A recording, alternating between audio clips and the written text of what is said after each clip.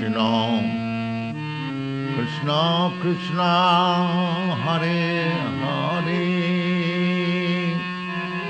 Hare Rama, Hare Rama, Rama Rama, Hare Hare, Hare Krishna, Hare Krishna, Krishna Krishna, Hare Hare, Hare Rama, Hare Rama, Rama Rama, Hare Hare, Hare Krishna, Hare Krishna.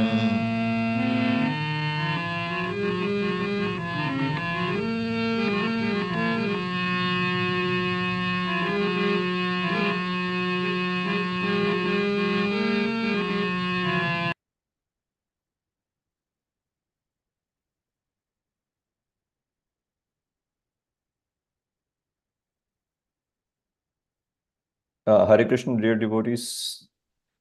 Welcome to this Caitanya-caritāmṛta reading and discussion.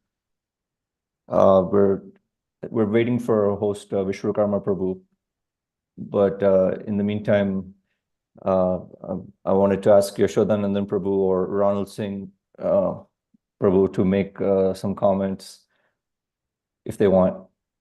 Okay. Welcome everyone to this reading and discussion on Sri Caitanya-caritāmṛta. Thank you everybody for participating. As we do every time that we hold these sessions, we will be first reading, having the mantras from the Srimad Bhagavatam. Then we will be reciting a few verses of the Sri Caitanya-caritāmṛta from chapter 1 of the Adi Lila. First, we will start with the Om Namo Bhagavate Vasudevaya. Om Namo Bhagavate Vasudevaya.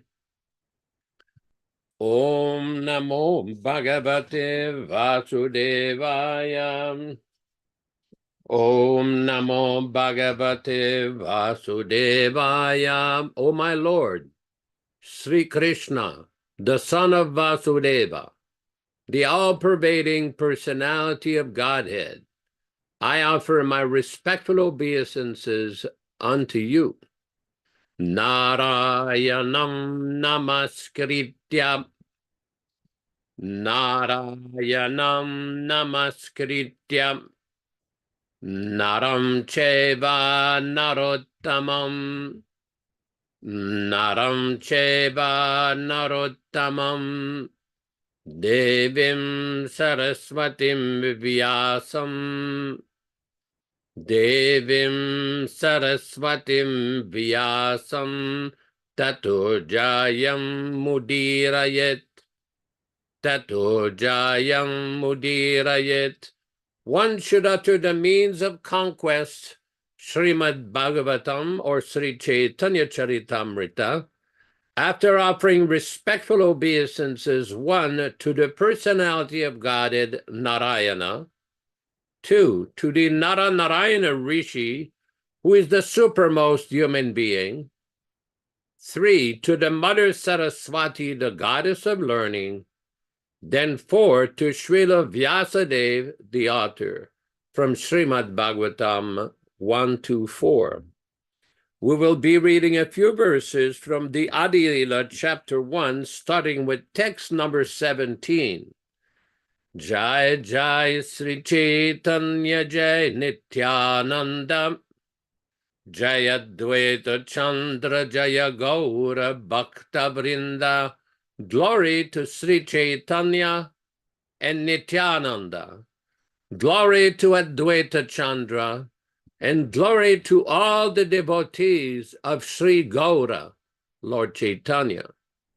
Text number 19. 18 Thakur Gaudiya ke karye chenoyatma sat. 18 Era Charana Vandan Tire Morenat. These three deities of Vrindavana, Madan Mohan, Govinda, and Gopinatha, have absorbed the heart and soul of the Gaudiya Vaishnavas, followers of Lord Chaitanya. I worship their lotus feet, for they are the lords of my heart.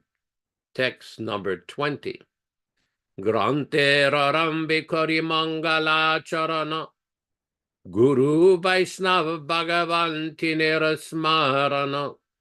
In the beginning of this narration, simply by remembering the spiritual master, the devotees of the Lord, and the personality of Godhead, I have invoked their benedictions.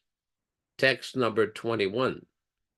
Tinira smaranioi vigna vinashana anayaseoi nanjit nijavanchita purana. Such remembrance destroys all difficulties and very easily enables one to fulfill his own desires. Text number 22. Simangala charanai trivida prakar vastu nirdesha shirvada namaskara. The invocation involved three processes: defining the objective, offering benedictions, and offering obeisances. Welcome everyone to this reading and discussion on Sri Caitanya-caritāmṛta. Just want to make a few brief announcements. There are some very important dates that are coming up.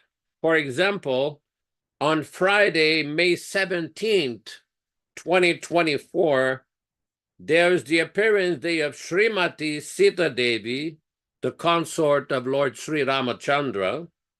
There's the disappearance of Srimati Janava Devi, the wife of Lord Nityananda Prabhu, and the disappearance of Sri Madhu Pandita, who is a close associate of Sri Chaitanya Mahaprabhu, who installed the Radha Gopinath deity in Vrindavan. Then next week on Tuesday, 21st of May 2024, is the disappearance day of Sri Jayananda Prabhu, the devotee that was confirmed by Srila Prabhupada that he was a pure devotee who went back to Godhead. Then on Wednesday, May 22nd, 2024, is the appearance day of Lord Nrsimhadev, also known as Narasimha Chaturdasi. Very important days coming up. And the 23rd of May, Thursday, is Purnima, the appearance day of Sri Radharaman. Very, very important day. Very important days coming up. Several devotees have asked me to read again some of the points that we discussed last week with regards to the disciplic succession when we were reading from chapter 1 of the Adi Lila. Chapter 1, there's an introduction to the chapter before the first verse, where Srila Prabhupada describes the disciplic succession of Gaudiya Vaishnavas. So as per the request of some friends and devotees, we will be reading a few of these passages from the book, and we hope that everybody will greatly appreciate that. Adi Lila, chapter 1. Incidentally, it should be noted that when the BBT published their book, I don't know if it's there in their book, but it was heavily edited with misrepresentation of Srila Prabhupada's statements. This is the original statements from the 1974 publication. Sri Chaitanya Mahaprabhu is none other than the combined form of Sri Radha and Krishna. He is the life of those devotees who strictly follow in the footsteps of Srila Rupa Goswami. Srila Rupa Goswami and Srila Sanatana Goswami are the two principal followers of Srila Sarup Damodar Goswami, who acted as the most confidential servitor of Lord Sri Krishna Chaitanya Mahaprabhu, known as Vishwambara in his early life. A direct disciple of Srila Rupa Goswami was Srila Raghunatha Dasa Goswami. The author of Sri Caitanya-caritāmṛta, Srila Krishna Das Kaviraj Goswami, stands as the direct disciple of Srila Rupa Goswami and Srila Raghunath Das Goswami. The direct disciple of Srila Krishna Das Kaviraj Goswami was Srila Narottam Das Thakur, who accepted Srila Vishwanath Chakravarti as his servitor. Srila Vishwanath Chakravarti Thakur accepted Srila Jagannath Das Babaji, who initiated Srila Bhaktivedanta Thakur, who in turn initiated Srila Gaurkishore Das Babaji, the spiritual master of Om Vishnupad, Srila Bhaktisiddhanta Saraswati Goswami Maharaja, the divine master of our humble self. Since we belong to this chain of disciplic succession from Sri Chaitanya Mahaprabhu, this edition of Sri Caitanya-caritāmṛta will contain nothing newly manufactured by our tiny brains, but only remnants of food originally eaten by the Lord himself. Lord Sri Chaitanya Mahaprabhu does not belong to the mundane plane of the three qualitative modes. He belongs to the transcendental plane beyond the reach of the imperfect sense perception of a living being. Even the most erudite mundane scholar cannot approach the transcendental plane unless he submits himself to the transcendental sound with a receptive mood. For in that mood only can one realize the message of Sri Chaitanya Mahaprabhu. What will be described herein, therefore, has nothing to do with the experimental thoughts created by the speculative habits of inert minds.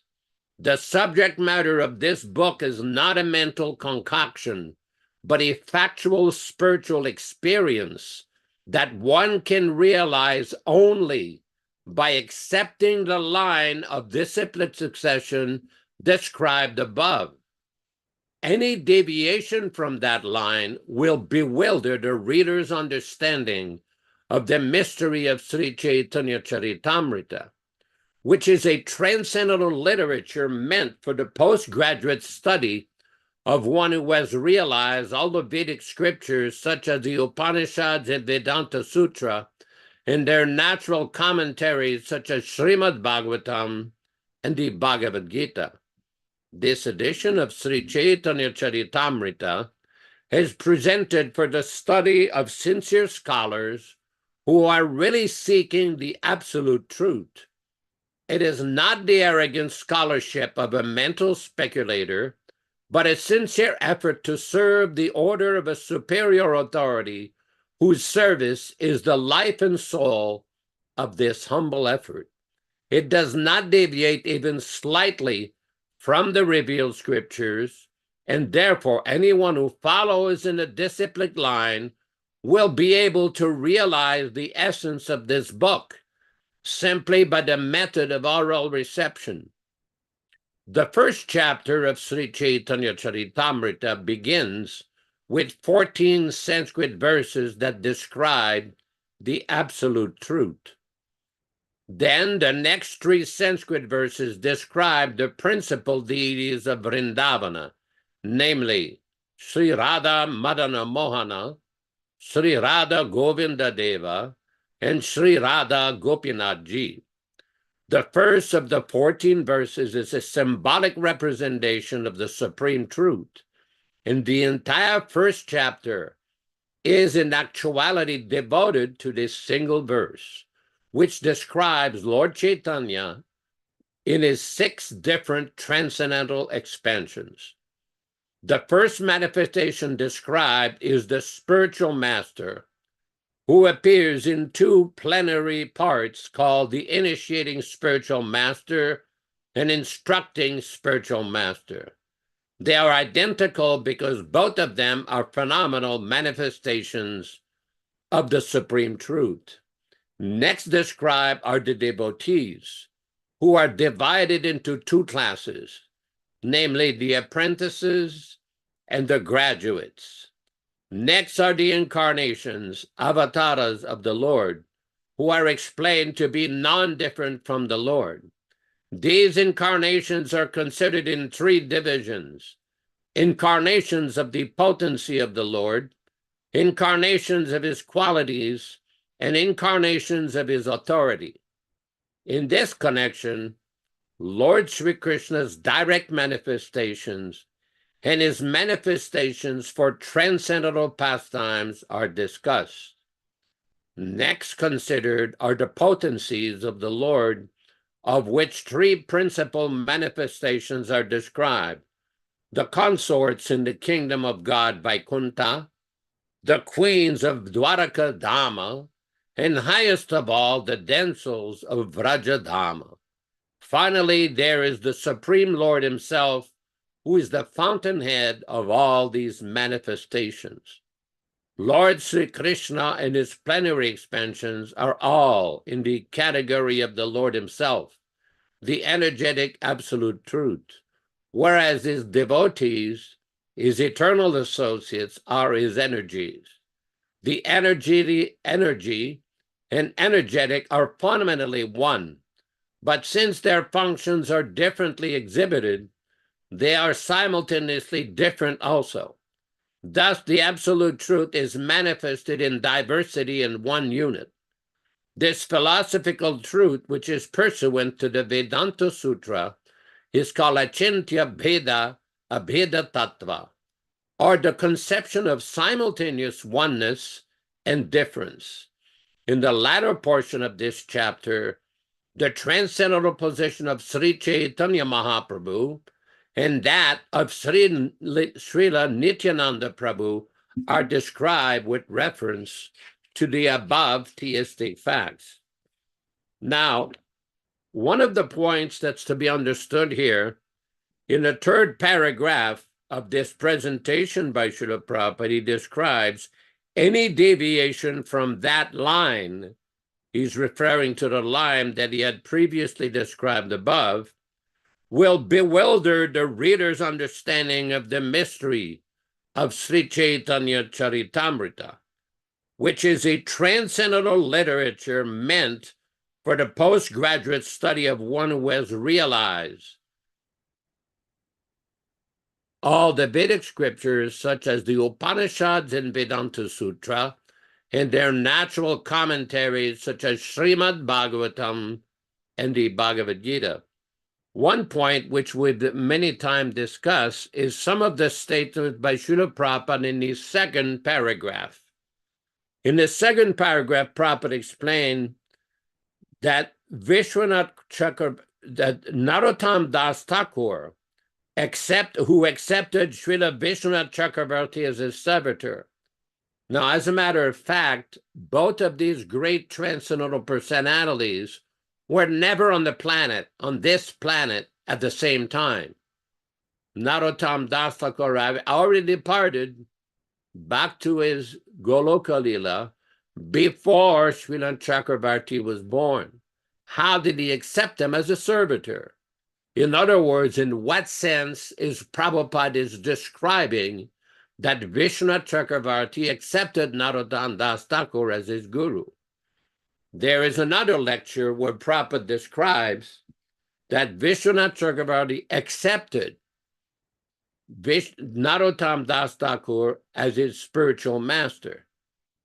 Now, all of these things are very important because later on in that same paragraph, Prabhupada explains Srila Bhaktivedanta Thakur, Jagannath Das Babaji, who initiated Srila Bhaktivedanta Thakur. Now, Bhaktivedanta Thakur had received a formal official initiation from one Bipin Bihari Goswami, but Srila Prabhupada never put much emphasis on that initiation. There are reports that at one point, Bipin Bihari Goswami had criticized Raghunath Das Goswami because he had appeared in a Vaishya family. He had made some comments, some negative comments, and such Bhaktivedanta Thakur did not pursue any further relationship with him.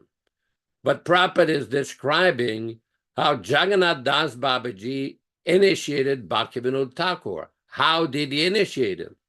In what sense of the word is Srila Prabhupada describing this? It is meant to be the transmission of transcendental knowledge. Now, it's quite important to note that many of the editors, the pseudo-editors of the BBT and BBTI and the BBP, the Bhaktivedanta Book Publishing, that they've chosen to edit those words of Srila Prabhupada as they appear in his original 1974 Sri Caitanya-caritāmṛta. And their explanation when they were challenged is that it does not conform to their understanding of initiation in ISKCON. Oh, really? I see. In other words, why is it that they had to change Prabhupada's words to conform to their ideas? Are we dealing with a revival and modern day caste Brahmanism to try to control everybody with their so-called understanding? We have to clearly understand how Srila Prabhupada is using the words initiated and initiation. Prabhupada used these words in many different contexts, and we should be very, very careful. No one has the authority to change or to edit Srila Prabhupada's significant words, because we see later on in the third paragraph, Prabhupada said, any deviation from that line is described in the second paragraph. Prabhupada describes what will happen. It will bewilder the reader's understanding of the mystery of Sri Caitanya-caritāmṛta. In order to understand these very highly elevated literatures, one has to follow strictly according to the current Acharya, which is His Divine Grace A.C. Bhaktivedanta Swami Prabhupāda, the foremost Acharya of the Gaudiya Sampradaya, the current Acharya, the current link. By his accomplishments, by fulfilling the mission of Sri Chaitanya Mahaprabhu all over the world, he has clearly displayed his amazing potency and how he was the chosen ambassador of Lord Chaitanya Mahaprabhu. For those who do not accept and want to present their understanding of the disciplic succession, good luck. You are disconnected. You are bewildered, and you will not understand Sri Caitanya-caritāmṛta. That is why they edit these kind of passages. They edit them because it doesn't conform to their speculation, to their tendency to create a monopoly on spiritual advancement. This is quite significant that Srila Prabhupada, in the Madhya Lila of Sri Caitanya-caritāmṛta, in one of his purports, he very clearly explains that when one is engaged in some deviation, sometimes he may join with a party that claims monopoly on spiritual advancement. Very dangerous. We have experienced also, since the departure of Srila Prabhupada in November of 1977, various individuals claiming how they were the chosen successors, the appointed ones, the anointed ones, who had a special understanding of Prabhupada's teachings. Well, if they understood Prabhupada's teachings so well, why did they change them? Why did they change them? Very important comment from Garuda Prabhu. He's mentioning here, Dravida Das personally told me, let me get the chat here so I can get the actual comment. Dravida Das personally told me that he changes anything in the Caitanya-caritāmṛta that doesn't make sense to his understanding of the philosophy that's not current with ISKCON society standards. Oh, really? Well, your standards have come at odds and in contradiction with Srila Prabhupada's teachings in many ways. Now, this particular edition of this program is not meant to discuss all of these various deviations, which are well known to various participants in this program. We do know their concoctions, their deviations, their fabrications.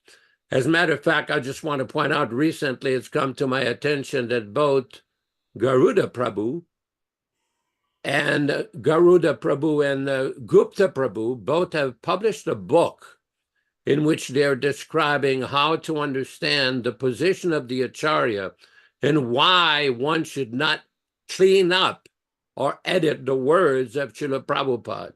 Very important for Garuda Prabhu. If you're there, maybe you can say a word or two about this publication which you've had. Are you there, Prabhu? Yaśodā-nandana ji, Hare Krishna, Hare Krishna. I deeply appreciate your comments. And again, my pranams to all that's here, Vishwakarma ji. Yes, this book was a result of 6 years of scrupulous research and analysis of every single change that Jayadvaita made in Prabhupada's Bhagavad Gita as it is. I have looked at every single change and evaluated every single change.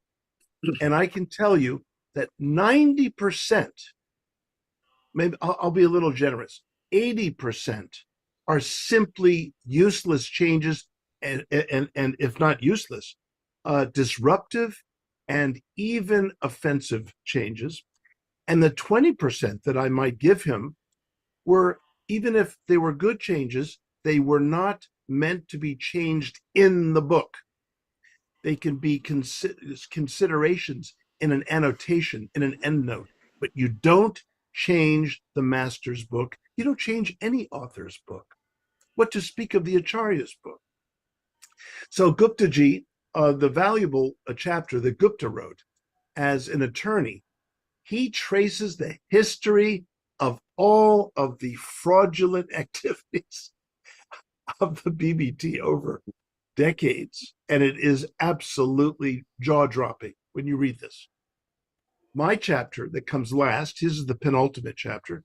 Mine is a definitive vision of how to leave Prabhupada's text alone as fixed.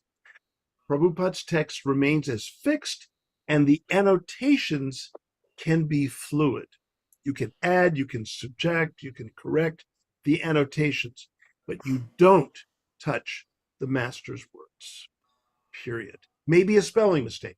If there's T-E-H, yes, you change it to T-H-E. That's not a big thing. But anything beyond a simple correction of a spelling mistake, no. Very important point. I wanted to ask you, I noticed that we have some devotees in here that are quite active on the internet, and I don't want to sound petty or personal with anyone, but there have been some individuals who have been critical of some of your presentation or dissertations on the way that Srila Prabhupada speaks or presents certain issues and articulates it's things that are a little bit beyond straight spiritual philosophy, different comments that Prabhupada made on different topics. And I'm trying to be respectful here. This is not meant to be a personal attack. I just want to make that very clear. And the reason I'm bringing this up is I've had numerous devotees bring this up to my attention, because we all know, I mean, you're fairly scholarly, you're very knowledgeable, and you know the philosophy of Gaudiya Vaishnavism, how in the Caitanya-caritāmṛta, the Acharya is presented as good as Krishna, that no one can speculate upon the minds of the Acharya. There are so many different texts, fundamental texts, explaining the position of the pure devotee, the Acharya. So I'm wondering maybe if you'd like to maybe articulate some of your insights or realizations or new realizations, because what it is, there are different devotees who brought to my attention how you're doing some very important work with trying to reestablish the integrity and the purity of Prabhupada's original words. Then Yes. there are some other people who try to contrast that with some of your statements, which are deemed by some devotees to be fairly controversial. I don't think that, personally, I don't think they're meant to be offensive, but I'm just wondering if you'd care to speak to that for a few minutes or something. Yeah.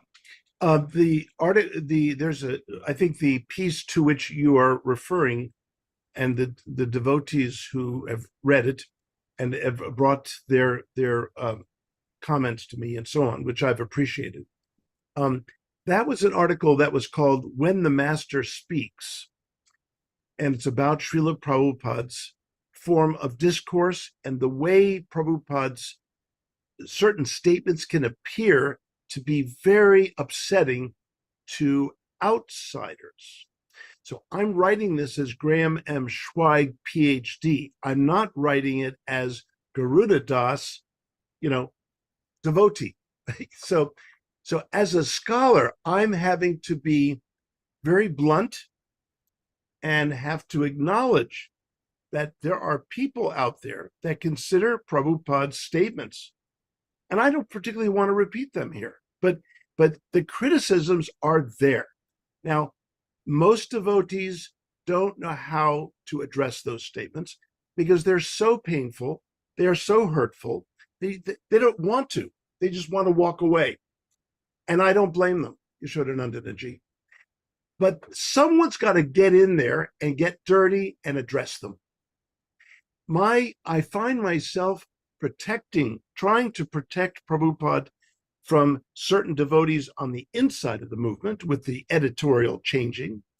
And on the outside of the movement, I'm trying to address as a scholar, not as a devotee, as a scholar, acknowledging what they are thinking Prabhupada is saying and trying to show them that actually you're not reading Prabhupada correctly. And so that's what I was doing or attempting to do in that one article, which is what most people are talking about when they are concerned about statements I've made, Yaśodā-nandana ji. And I very much appreciate your asking me about that. So I'm approaching them, these outsiders, as a professor who has risen to the top of his field, as a world authority now on the Bhagavad Gita. I'm in a position where I can speak authoritatively and have these other people, scholars or not scholars, try to appreciate that there's something going on here that goes much deeper than what they are thinking Prabhupada is saying. So that was my project. I'm standing for Prabhupada. And Prabhupada, by the way, he read my master's thesis, and my master's thesis was all about defending the Caitanya-caritāmṛta from scholarly criticisms. And Prabhupada blessed me for writing that. And so it seems like I'm here to try to protect the Bhakti Shastras and Prabhupada, the world's first, inaugural presenter of Krishna Bhakti. So this is my motive now. Am I doing it perfectly? I doubt it. But that is at the heart of what I'm doing. Don't confuse my statements, acknowledging what other people are saying as my own. They're not my own. All one has to do is go to Wikipedia and look at the atrocious misrepresentation of Srila Prabhupada there. That is what I'm fighting. That is what I will stand up for, and I will not stop until it is corrected. Okay. Vishwakarma Prabhu, I wonder if you cared to make a few comments. Well, thank you very much. We had some technical difficulty here with my internet earlier, so I apologize for my late attendance, but nonetheless, I appreciate your comments, Garuda Prabhu, and as you know, I had recognized you in front of Srila Prabhupada as taking up the study of Vaishnavism and when I was Yeah. with Joseph O'Connell in Toronto, saying that Yeah. devotees were moving in that field to sort of establish the legitimacy of what we're doing in the philosophical worlds that you're in, which is different than ours. I know that with Joseph O'Connell, I had an interesting experience with him because I used to speak regularly at the University of Toronto for his classes. And I was in Mayapur in 1975 at Gaur Purnima time, and we went down to the river Ganges, and the Ganga was there, and it was 11:30 at night. So the idea was that we would take bath at midnight under the full moon, all the brahmacharis. We were brahmacharis at the time. And guess who I ran into? Joe O'Connell. Like, it was unbelievable. It was really extraordinary, the meeting. And I still remember talking to him further about Vaishnava philosophy. And he said to me, he said, you know something, it's really hard. I'm not sure if I really understand that Lord Chaitanya is God. So the academic world is a world of confusion, especially in terms of this field of study, because Krishna consciousness is not understood through academia. It's through bhakti yoga. It's only by the practice of devotional service to a bona fide spiritual master, like we all are, Srila Prabhupada, serving his lotus feet, that we're able to understand the transcendental mysteries of this science. It's a self-realization process, which in itself tells the whole story, that you become blessed yourself by your austerities, by your practice of disciplines that are prescribed for us to rise up out of the animal platform of life, and become fixed on the Sankirtan mission of Lord Chaitanya. Because really, Chaito Darpanam Marjanam Bhava Maha Davagni Nirvapanam, this Sankirtan mission is really the essence of what this is about here today. And really what you're trying to do, and we do appreciate that, is establish the principle of Sankirtan, of the position of Lord Chaitanya and the position of Guru, with a proper understanding for the benefit of everyone. So this is preaching. The preaching mission is the essence of what we do. And this is the way that we can become spiritually enlightened, because it is really the fruit of spiritual life that we're looking for, the taste.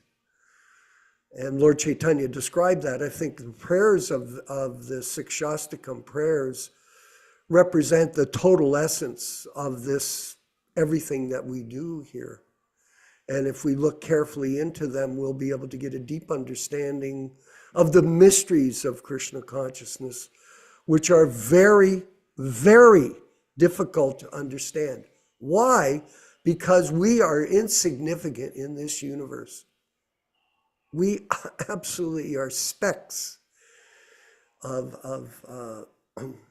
particles of the Lord's creation.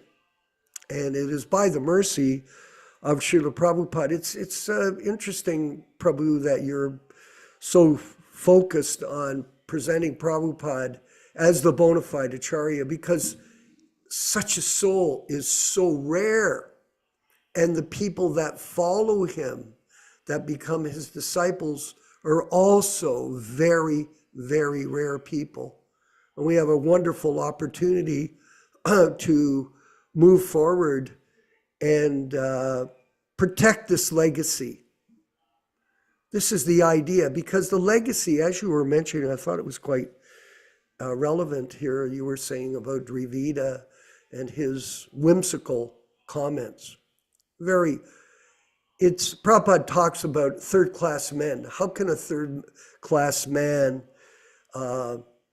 edit the truth of a first-class man? I'm paraphrasing, but this is the idea that third-class people are not in a position to do this.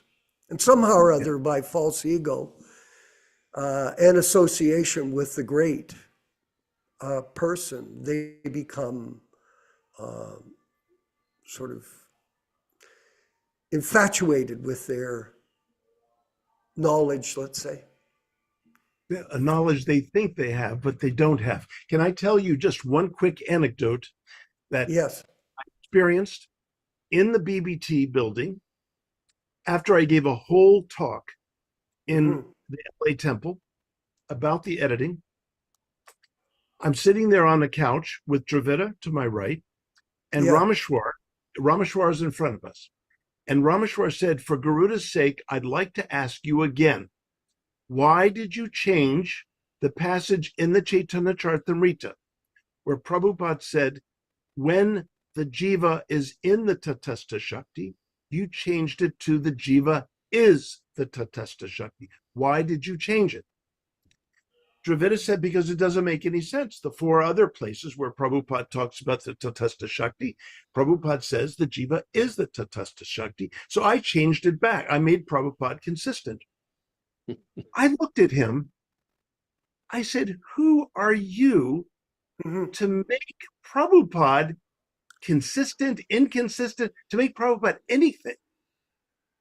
And he said, well, Garuda, it doesn't make sense. How is the jiva in the Tatastha Shakti? I said, right off the bat, I can tell you how it makes sense to me. He said, how? I said, when Prabhupada says the jiva is the Tatastha Shakti, now I'm speaking very much as an academic and theologian, he's making an ontological assertion. When he's speaking how the jiva, when it is in the Tatastha Shakti, he's making an existential assertion. Dravida looked at me with his jaw dropped. He said, well, I never thought of that. I said, Dravida, why do we have to wait for you to think about anything and read Prabhupada's books through your thinking?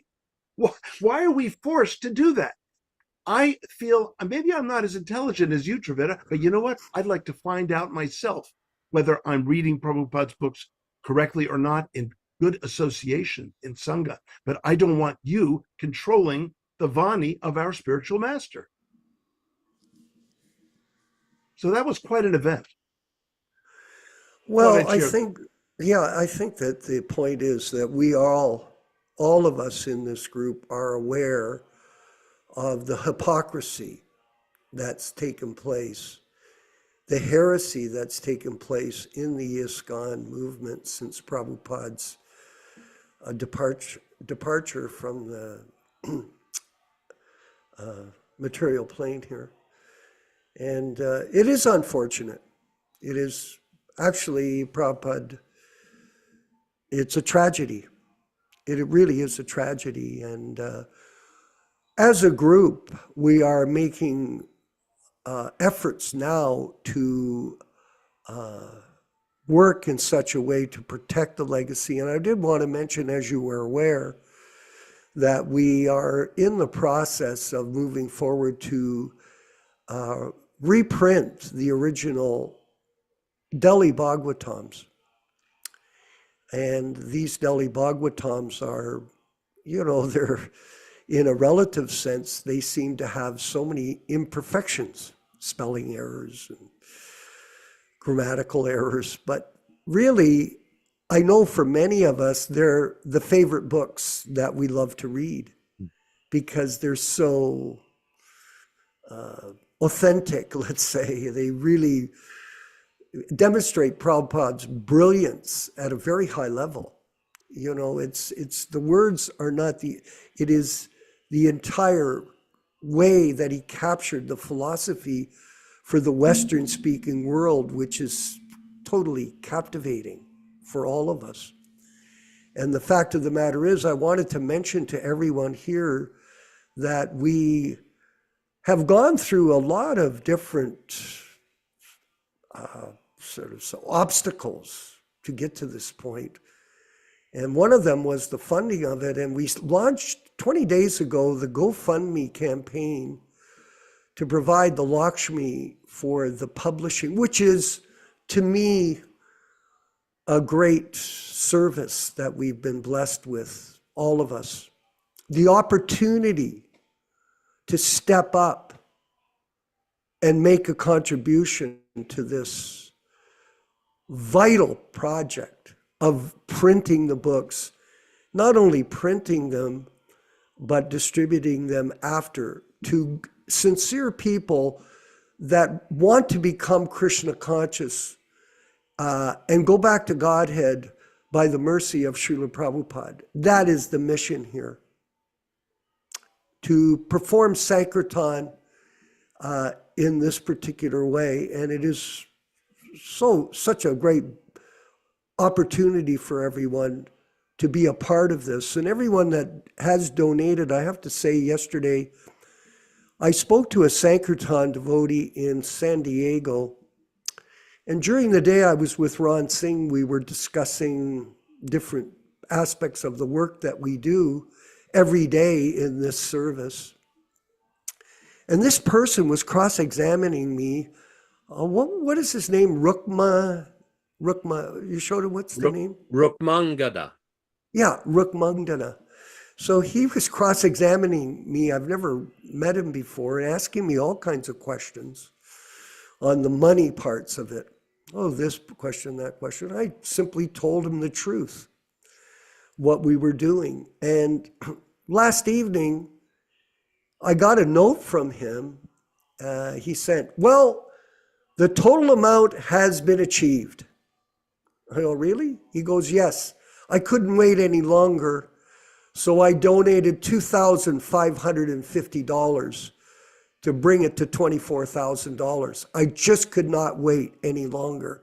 I thought it would be very difficult to get to. It seemed like a mountain for us in terms of promoting this, because people were giving not that we're minimizing the $108, but if you give like $108, then it's 20 more people that are going to get to the, and I was thinking, geez, this is going to take a long time.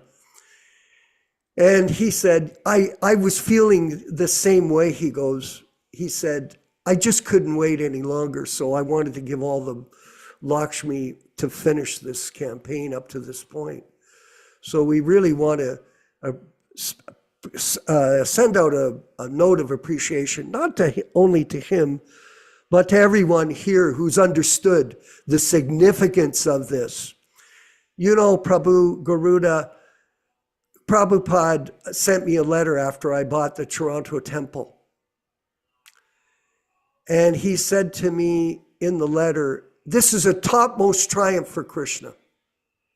Now, when you look at it in a perspective, a certain perspective, because Toronto is one of the major cities in the world, and the building that we purchased was carefully selected. Prabhupada had inspected the building the year prior to our purchase, and they said they would rather burn it down than sell it to A.C. Bhaktivedanta Swami. That was their response, the Missionary Alliance. And, you know, when I was in India, Prabhupada had me come to his room in 76 and speak to him with Krishna Das Babaji about how we tricked the Christians into selling this building to him through our service. It was really great. It was actually one of the highlights, of my life, of course, to sit there in Sridham Mayapur for 45 minutes and explain the story while he translated it into Bengali for Krishna Das Kaviraj, the famous kirtan leader from the Gaudiya Math. So the three of us sat in his room. So it was a great moment. But I can say this, that this project here of preserving the books and presenting the original Delhi editions is really the greatest service that all of us could do in 2024. There is nothing bigger than this, because the temples may fail, the devotees may fail, and we've seen that. But Prabhupada's books will not fail. And if people don't understand that and realize the benefit, then I don't understand why they would come to this Krishna consciousness movement for any reason, because they have not understood what this is about. This movement is a transcendental movement, not of fault finders, not of criticizers, not of people with whimsical behavior. This is a movement for people that are serious about the Krishna conscious preaching methods that Prabhupada introduced when he came to New York City. This is very important. And if we enter into this pastime together as a group, which we are, and this is the first step, is to do these books. And then after that, what are we going to do? More and more and more and more. It's just like real estate. People don't know how to buy 50 buildings. I always tell them, this is the way you do it.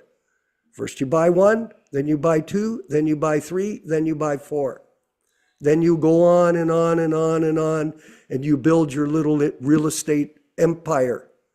The same way in any project that you undertake. First you do one, then you do two, then you do three, and on we march together as a team in the Prabhupada Disciples Association, Hare Krishna Society. And we want everyone here in this group to celebrate this success together, because it's because of all of you that this is taking place, and this is in real time.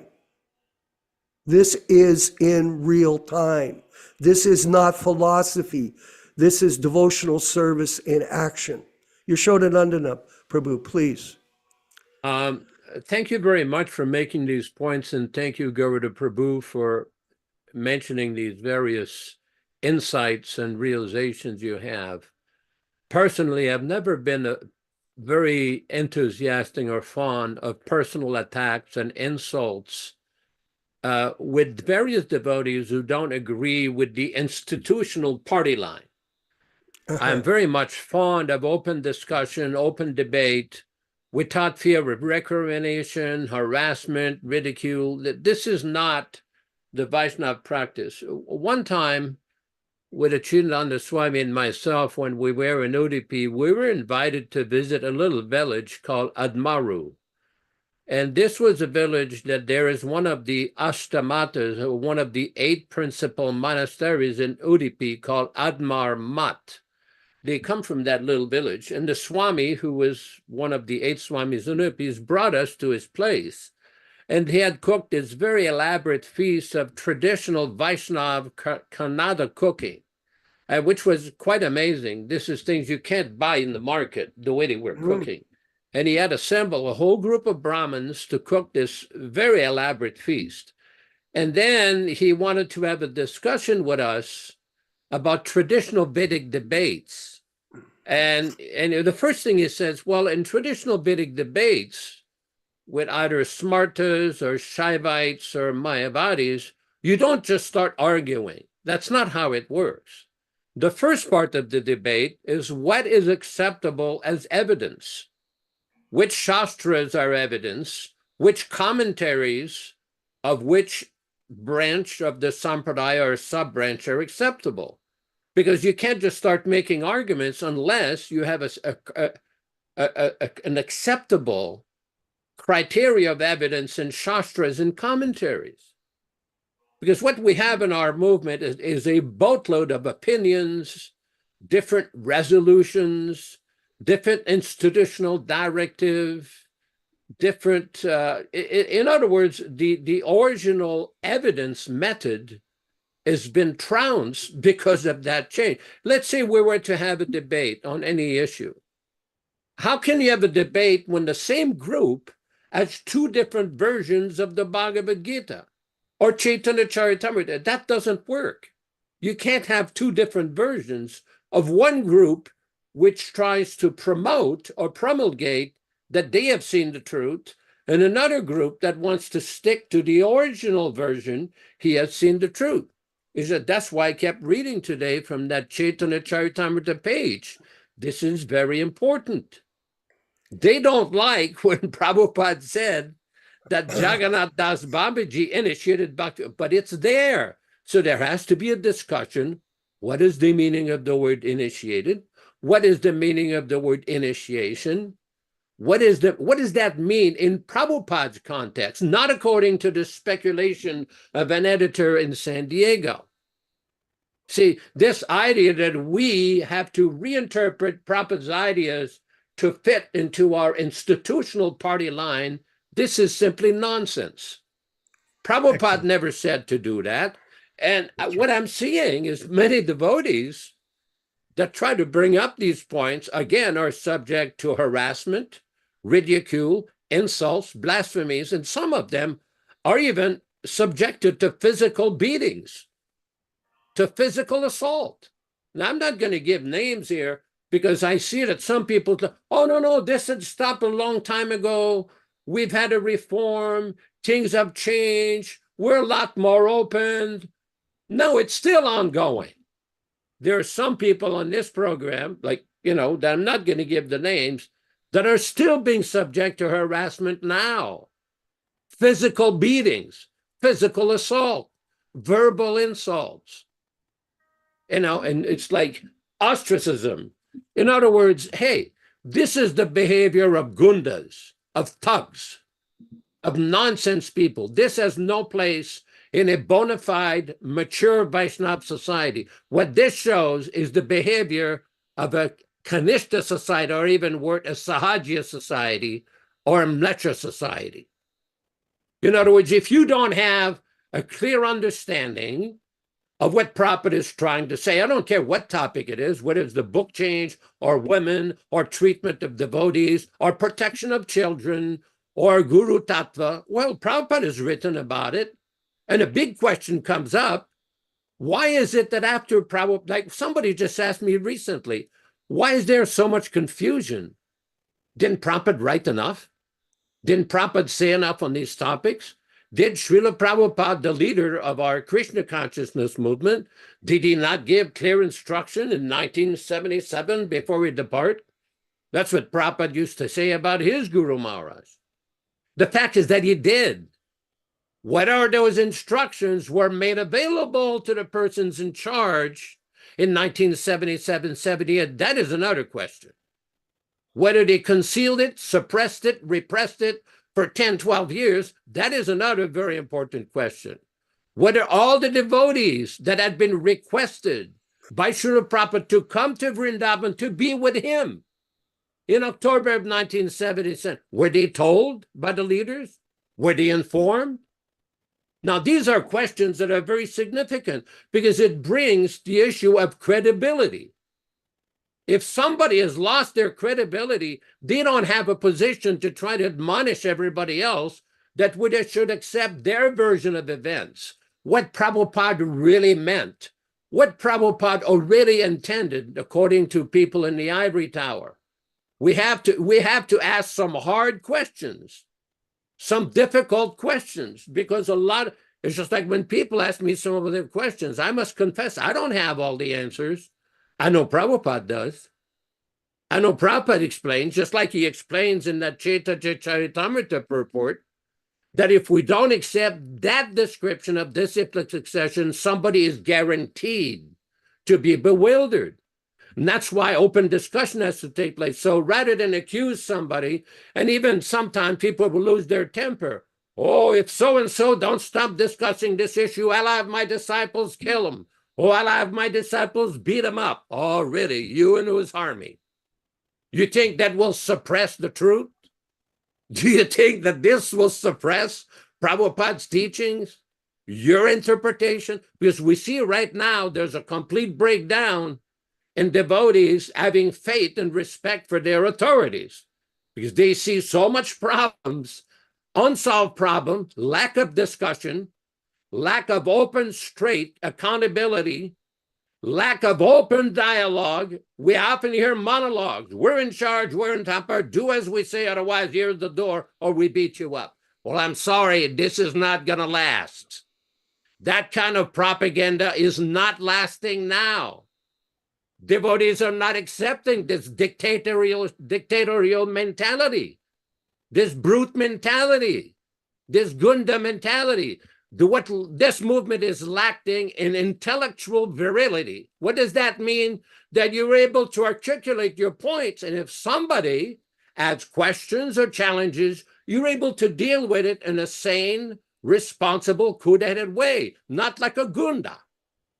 But a Gunda take the stick and tries to beat you up. Brahmins don't do that. Kshatriyas deal with stick and swords. Brahmins deal with words. They're a very interesting story. It's pretty long. We won't deal with this now. In our Bhagavad Gita, there is one Acharya named Vyasatirtha. Now, Vyasatirtha was a very prominent, and Garuda Prabhu knows the whole history of this, in the Madhva Sampradaya.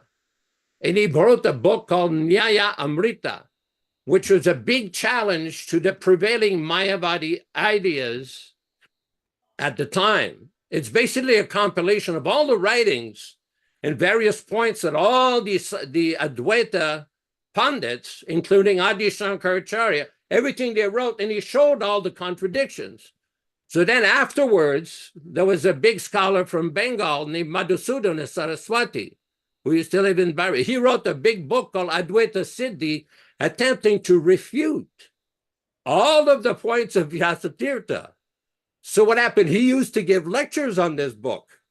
So two Madhva scholars disguised themselves as Mayavadis with the Bhasma, and every day they used to go take lessons from Madhusudana Saraswati. And when they finished their whole lessons, they presented him with a complete refutation of his Advaita Siddhi. Oh, that was like, he became very angry and threw their book in the Ganges. Well, obviously, they still have copies of it. So then the Mayavadis said, we cannot accept this. No one can refute our dear Advaita Siddhanta. So then they had another followers of Madhusudana named Brahmananda, not the ISKCON Brahmananda. He's a very saintly Vaishnava scholar. But this Brahmananda was a big follower of the Advaita philosophy. He attempted to refute what these two scholars had written against the Advaitas. So then there was another follower of Madhva from Bengal named Vanamali Mishra. He wrote a refutation. This went on for a couple of 100 years. There's a lot more details with this.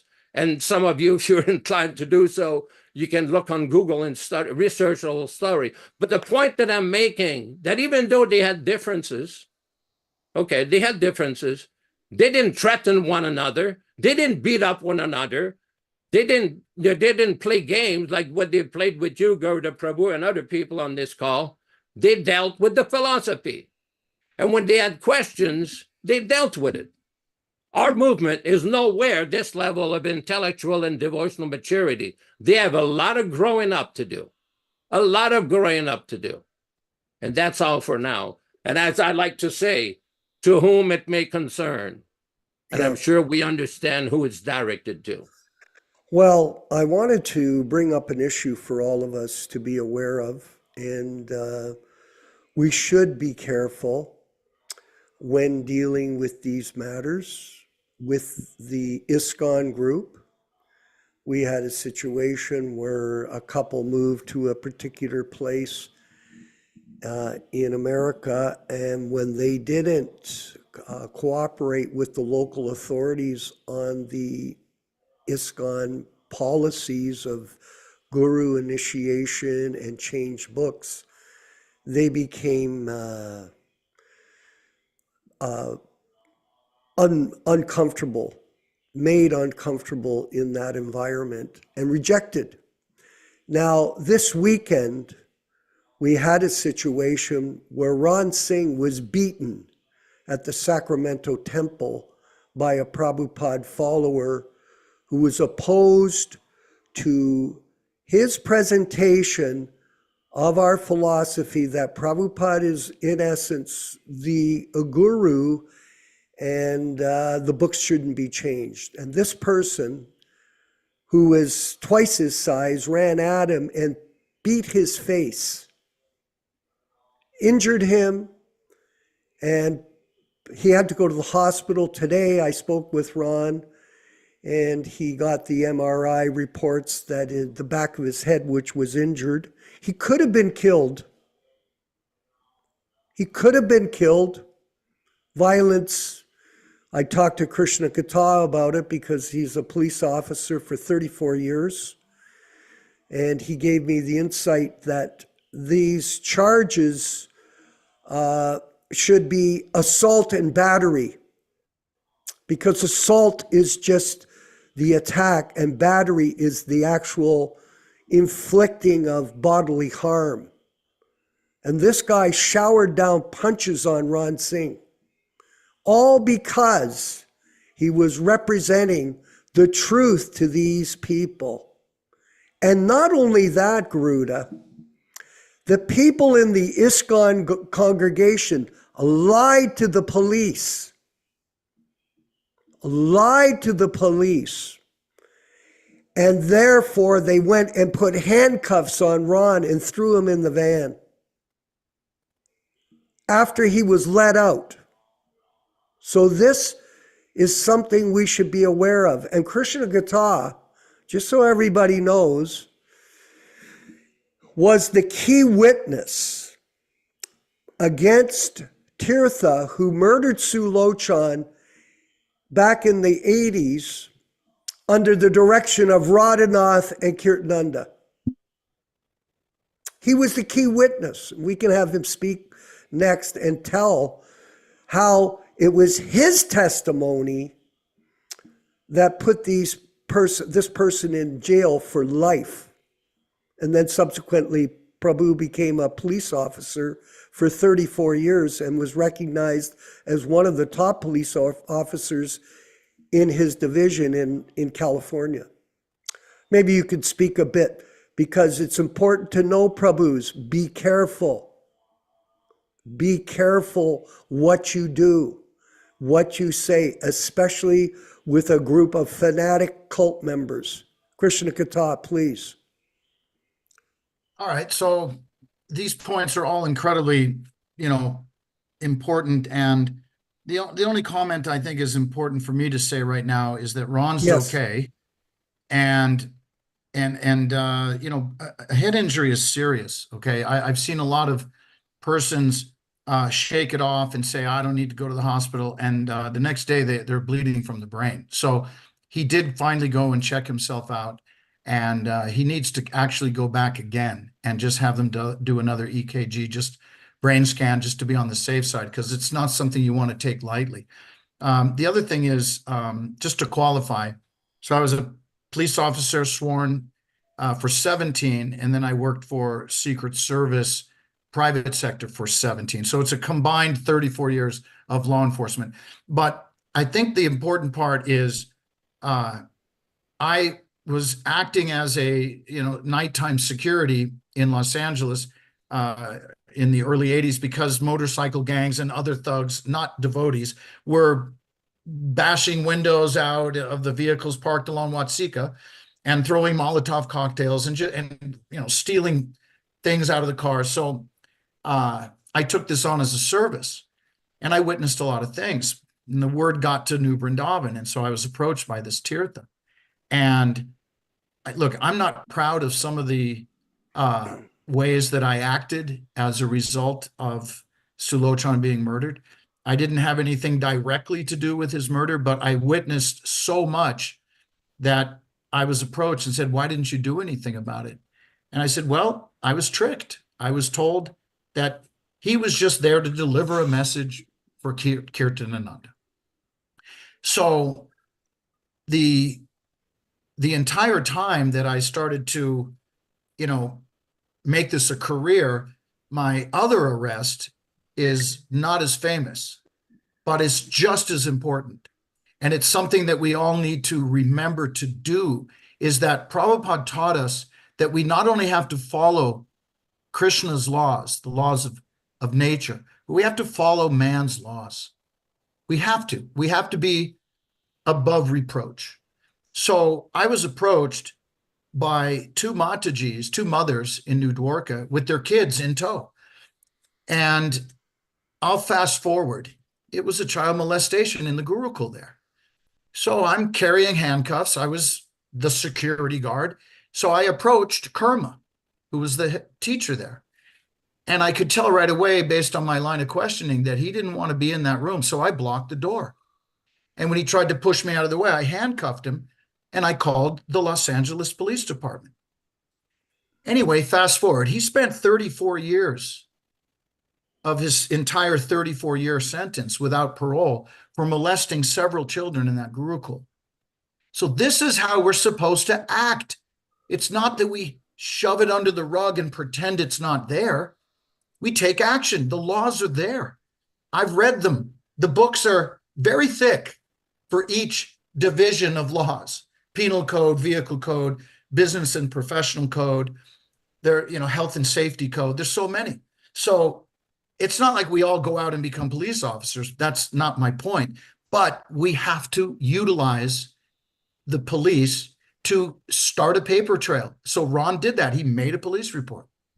This is important because when you are building a case and you say, oh, yes, this happened, if you have no way to document it, then it didn't happen. So Ron did the right thing. And he's a complete innocent victim here. And this thuggery that we saw in the early 80s apparently hasn't left. Apparently. All right. So that's, I could go on forever, but the best news is like what you said. The Toronto temple was an incredible triumph. Yes. But all of these devotees that have performed this amazing service to their capacity for printing Prabhupada's original books, this is the triumph of 2024. And I appreciate you saying that, Vishwakarma, because you're right. That's all. That took a big man to say that, because you're very proud of that Toronto temple, and you rightly should be. But at the same time, these are what Prabhupada wants us to do. This is the service that endures beyond the temple buildings, right? So thank you for letting me talk, but it's enough police stuff for one time. Well, I think Hare Krishna. Today's show or program has been very unique for our programs. Normally we do verses and that, so sometimes things go in a certain way, and this is the nature of association. We're all discussing, and I'd like Ron Singh, if he could just give a few comments, if he's by the microphone, on the event, whatever he's thinking and feeling about it, for everyone's information. Ron Singh, please. Okay, so regarding the incident, first of all, let's congratulate the devotees online who have contributed their time, their money, by sharing the links, by watching our program, the reading and discussions. Many devotees have shared the links on Facebook, social media, and by this collective effort and well-wishing of the devotees, we have approached this milestone. This has never been done in the Krishna consciousness movement, where a group of devotees have gathered around here. And it's a mix of senior devotees, meaning who are in their late 70s, late 60s, who directly participated with Srila Prabhupada. They preached with Srila Prabhupada. They traveled with Srila Prabhupada. And we have that blessing here. So congratulations to all the devotees, and thank you to all the devotees for donating. Our spiritual movement here, here, when I mean here, is all over the world. It's just starting up now, So thank you very much. And now, regarding that incident that happened, I'm fine. He ran at me with his fists clenched and trying to punch me. So he fell down while running. I guess he tripped on his dhoti or something, and then he got up again and tried to assault me with his fists, and then he was not able to do that. But I guess when the devotees were pulling him away from me, he was able to swing and hit the back of my head.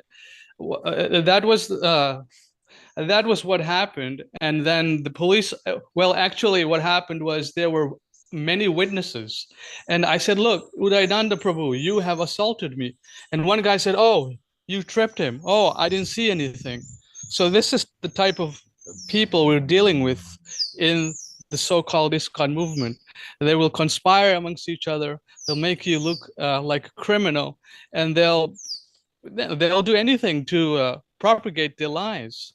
So the police officer came and then took the statement, and I saw all these people who are, conspiring with the police officer, and the police officer said, "You ripped your own shirt, and then you tripped that guy." And the majority of the people are saying that you started it. Okay, so this word vox populi, the majority, the opinion of the majority. So the police officer, I asked the police officer to have a supervisor come on site, and she denied that request. So it's one of those things that we as followers of Srila Prabhupada and followers of Srila Prabhupada's original books, we should be very careful when we associate with such people. Very, very careful, especially if you have stood up in the past. So they mark people, and they will do anything to propagate their lies. I'm wondering if Puranjan, maybe we could allow Puranjan to speak for a few minutes. I believe he's been there the whole program. Puranjan, are you there? Haribo? I don't think he's there. Puranjan, are you there? Hi, We've Bo. got, Oh, here he is. Hi, Oh, Bo. beautiful. Yeah, Nice picture. yeah, they are very dangerous people. There's no question about it. But what I wanted to say is, I watch TikTok every once in a while, just for kicks. But there's all kinds of nasty people doing nasty things all over the world, really. But what I've noticed is that when some reporters or news type people confront these guys, they have a little crew with them, and they always have everything on camera. And they come up to this guy and say, "Are you the guy who sold this old lady a, rotten used car?" And, they just confront the person in person right there in his face and ask embarrassing questions on camera. So I'm surprised no one's ever done that. I mean, like Jayad Vaida is sitting at a festival. Why doesn't somebody come up with a camera and say, "Hey, why are you changing the books, or why are you supporting a very severely bad molesting, sampradaya," or something like that? I think that's the way to go. But I mean, if you don't have security with you, you can hire somebody. You can hire a ex-cop or off-duty cop to go with you. But that's the way to do it, is to go with them with cameras and a couple people with you, and then they know they're being filmed right on the spot. And it really changes everything when they know they're being filmed, because anything you do can and will be held against you if there's photographic evidence. And we need to do that more. And I think that's also the way to confront them, with cameras. Just go up and ask them questions. Are your gurus having illicit sex with men, women, and children? Yes or no? Something like that. Just ask them a question and force them, to publicly respond. And then we can put that on YouTube or whatever it is. But this happens. What I'm trying to say is this happens all the time. There's all kinds of nasty people being confronted all the time with people with cameras, and just look at the expression on the face of the aggressive person, and all the rest of it. And that tells the whole story. They don't have a good answer, or they get angry, or they try to push the camera person away, or something like that.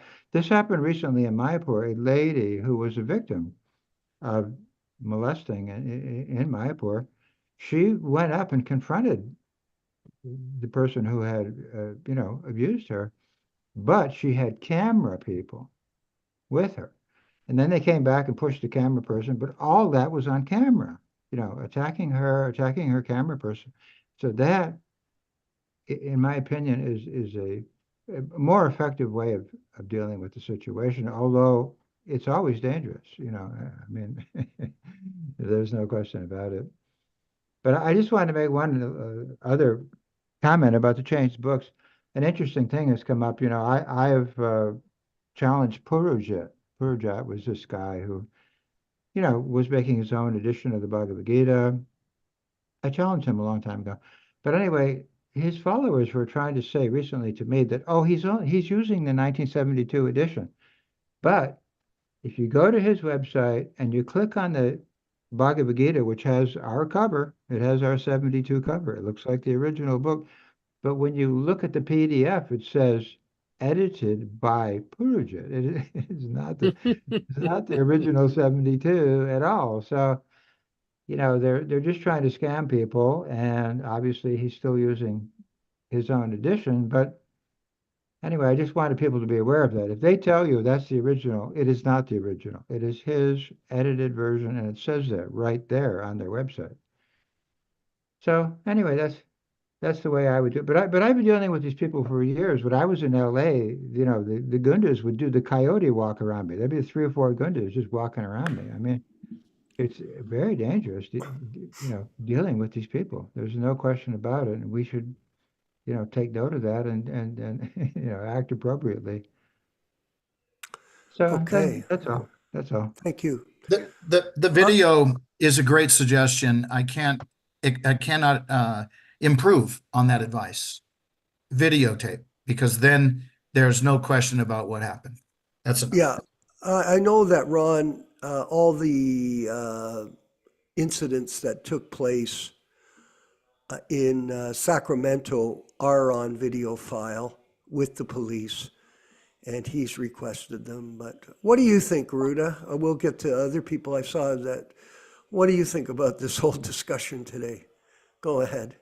Well, you know, I believe Yaśodā-nandana ji sort of got it right on. When people simply refuse to engage in gentlemanly or gentlemanly dialogue, then, you know, I have gone to the BBT. I've made formal requests to the BBT, people who run the BBT, whatever they're called, to gain access in the archives to the edited Caitanya-caritāmṛta, which is an extremely important book to me. And I have put a formal request as a scholar and a devotee. Because Jayadvaita said in a film, when asked what are the, you know, original transcripts of Prabhupada's books being stored in the archives for, who would gain access to them? And he said, oh, scholars like Tamal Krishna Goswami. Well, I am every bit of a scholar as Tamal was. In fact, I've exceeded his work in the scholarly world. But they have turned me down every time I make a request. So what happens is that people walk away. People refuse to enter into dialogue. I was in Tirupati, and Madhusevata was there. I've not personally met him before. And I said, oh, Madhusevata ji, I would like to talk with you. He walked by, I said, he went like this. He said, I have nothing to do with you. All I wanted to do was sit down and speak with him. Now, at least Brahma Muhurta sat down with me and spoke to me. And I said, Brahma Muhurta, you and I don't agree on a lot of things. And that was back in 2019. He's come around more, by the way. But he said, at least we can agree on one thing, that Prabhupada, at the time he published his Bhagavad Gita as it is, authorized it for its publication. And he said, no, I don't believe that. I said, what? Wait a minute. I said, you don't believe that Prabhupada authorized the book that he published? that he signed a contract with Macmillan, that he modified initializations, 9 different initializations on the contract. It was a very deliberate publication on Prabhupada's part. You're saying you don't believe that Prabhupada authorized that publication? He said, no. He said, I believe that if Prabhupada knew how many mistakes were in there, that he would not accept it as authorized. I said, wait a minute. You're speculating about what Prabhupada would do or what he would say. How can you do that with anybody but to speak of our spiritual master? And so, I mean, I couldn't even start at base 1. So Yaśodā-nandana ji, he's right. You've got to accept, you have to have common authority. You have to have an agreed upon basis of authoritative, what's authoritative and what's not. If you feel that Prabhupada was ignorant about what he was doing, well, that's all. That opens up a whole other can of worms.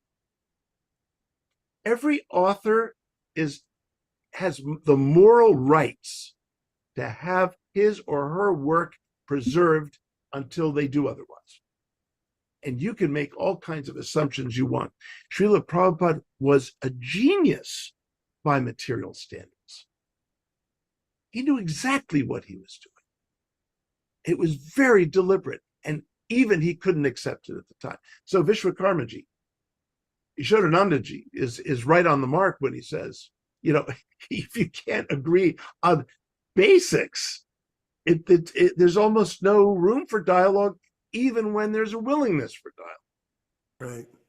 Wow. We've So got well said. Nilesh. So well said. This is what I go through, So, Nilesh in Miami. Thank you, Garuda. Jeez. You've got some Hare comments. Krishna. Yeah, if you've got comments or Hare Krishna. yeah, please. Hare Krishna, Prabhu. Please. Yes. Go Hare ahead. Krishna, Prabhu. Go ahead. I was just listening to all this, and what kind of, especially for those who are new devotees, there are tremendous lessons to be learned from all these stories. Number one, what did Prabhupada tell us? That the disciples are going to behave exactly like their Guru Maharaj.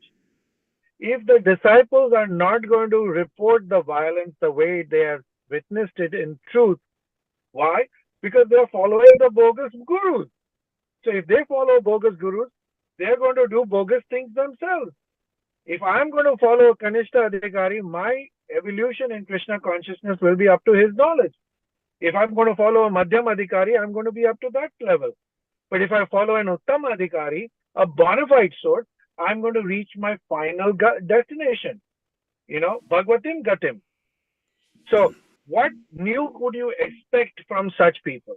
Yes, out of compassion, we try to reach out to them, but be warned that Krishna has not bestowed upon them the mercy of listening to the original bona fide spiritual master.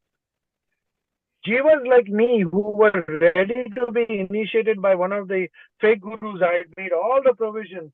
And it is only through Krishna's blessing, it's only through Prabhupada's mercy that Prabhupada dragged me literally with my hands on my neck and dragged me away from that particular position. So not everybody is fortunate for such a thing. So if I have duped Krishna in my previous life, Krishna is going to dupe me by giving me a fake guru. And if you as a representative of Prabhupada is going to come and try to transform me, don't expect anything better from me, because I have surrendered myself to a bogus guru, so I am going to be bogus. So that is number one. Number two, we may think that, oh, this all happened in the 80s, all this abuse and everything. Look at what happened recently in the installation of Narsingadeva, Deva deities in the TVOP. The very people who are in the middle of this whole child abuse were given prominent positions. ISKCON is no different today than it was in 1980s. People need to understand that. And that is why we need to follow what Yaśodā-nandana Prabhu and everybody is talking over here, is avoid their association. And many people have told me, senior devotees in Alachua, is that The people who are in ISKCON, who are in charge, they are incorrigible. They are not going to change. They are not going to change. They have resolved themselves to this particular slippery path, and they have gone down the slippery path way too low, and it is beyond any retribution. So all those new devotees realize what you will become if you were to follow the fake gurus, and what you will become if you follow the true bona fide spiritual master, the Tattva Darshina. Then you'll know the difference here right away. You don't have to even go through any of it. Hare Krishna. Hare Krishna. Somebody named Kevin G had some comments there. Go ahead.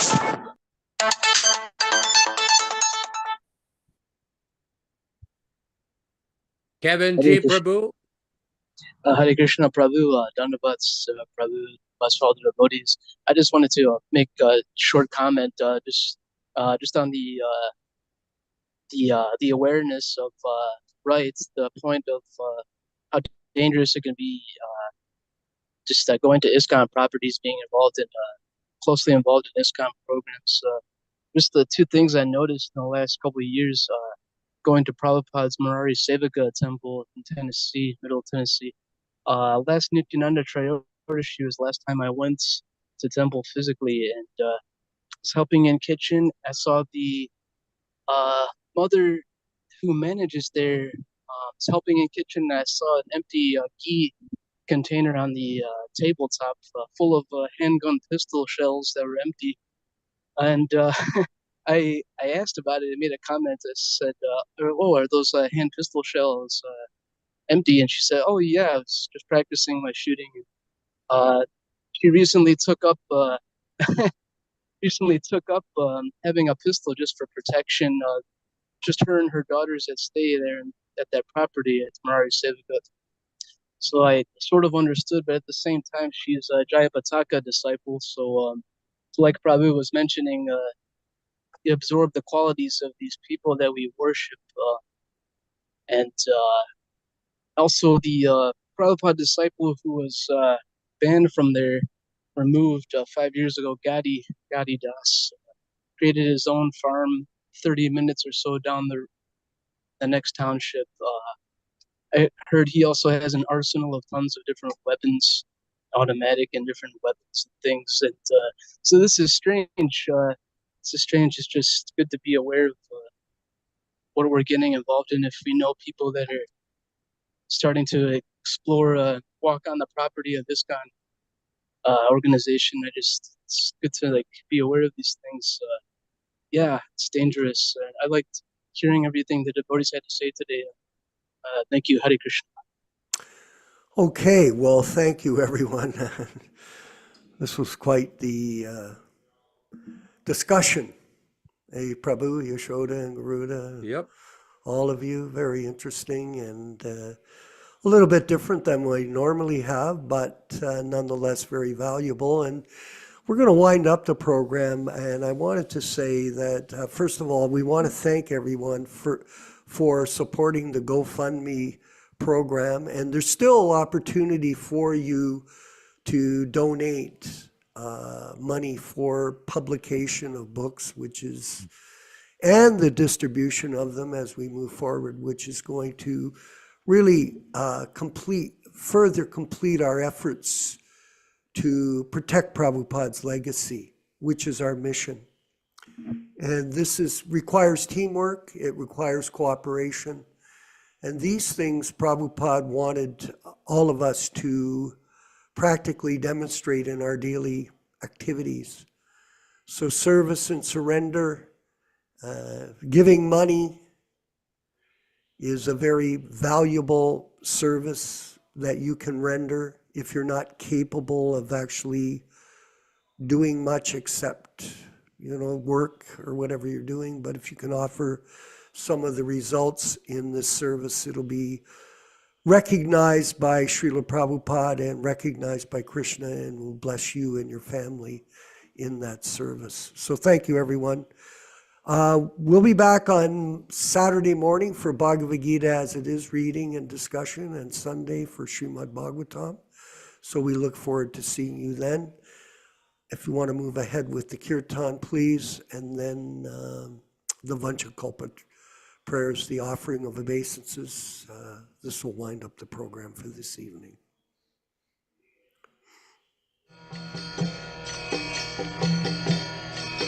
Hare Krishna,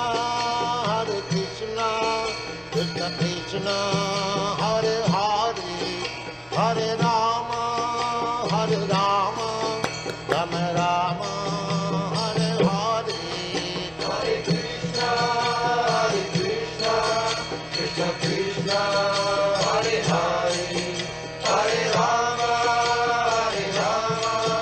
Rama Rama, Hare Hare. Hare Krishna, Krishna Krishna, Hare Hare, Hare Rama, Rama Rama, Hare Hare. Hare Krishna, Krishna Krishna, Hare Hare, Hare Rama, Rama Rama, Hare Hare. Hare Krishna, Krishna Krishna, Hare Hare, Hare Rama, Rama Rama, Hare Hare. Hare Krishna, Krishna Krishna, Hare Hare, Hare Rama, Rama Rama, Hare Hare. Hare Krishna, Krishna Krishna, Hare Hare, Hare Rama, Rama Rama, Hare Hare. Hare Krishna, Krishna Krishna, Hare Hare, Hare Rama, Rama Rama, Hare Hare. Hare Krishna, Krishna Krishna, Hare Hare, Hare Rama, Rama Rama, Hare Hare. Hare Krishna, Krishna Krishna, Hare Hare, Hare Rama, Rama Rama, Hare Hare. Hare Krishna, Krishna Krishna, Hare Hare, Hare Rama, Rama Rama, Hare Hare. Hare Krishna, Krishna Krishna, Hare Hare, Hare Rama, Rama Rama, Hare Hare. Hare Krishna, Krishna Krishna, Hare Hare, Hare Rama, Rama Rama, Hare Hare. Hare Krishna, Krishna Krishna, Hare Hare, Hare Rama, Rama Rama, Hare Hare. Vanchakalpa tarubhyascha kripa sindubhya evacha patitanam pavanebhyo Vaishnavibhyo namo namaha. I offer my respectful obeisances unto all the Vaishnava devotees of the Lord, who can fulfill the desires of everyone, just like desire trees, and who are full of compassion for the fallen souls. Thanks everyone for participating, particularly Venkat Prabhu with managing the program, Garuda Prabhu with your insightful comments, and everyone on this program, Bhaktaram, everyone is greatly appreciated. Hare Krishna, all glories to His Divine Grace. Hare Krishna.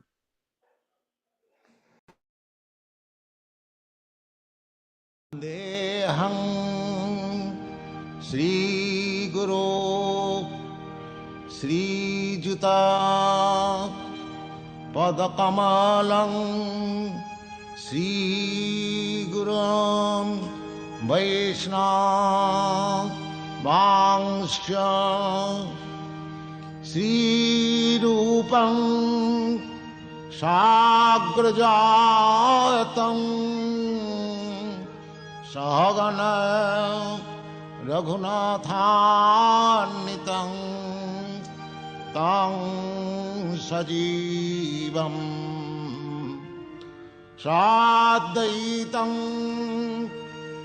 सावधूतं परिजनसहितं Krishna Chaitanya